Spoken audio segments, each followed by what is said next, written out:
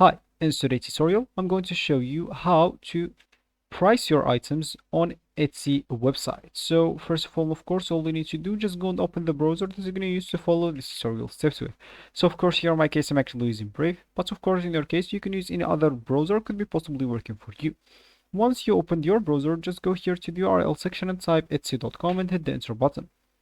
That will take you into this page. And if you are logged into your account, you'll find yourself with this home page with the welcome back sentence and with your username or your name right here.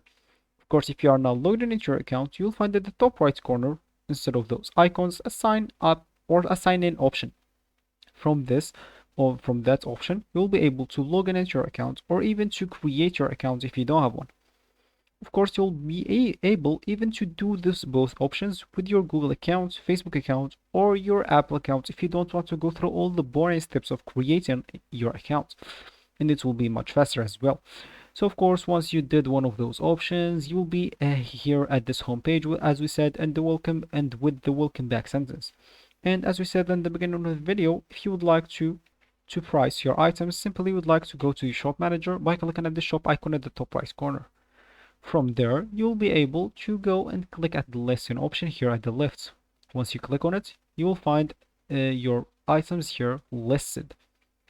So for me, I already priced my item here. Of course, if you have several items, you'll be able to do the same thing what I'm going to do in this item.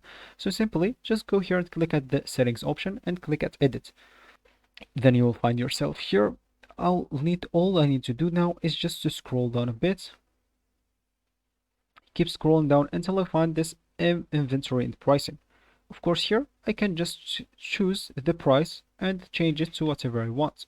Of course, as you can see here, I have like a price that should be between this and this.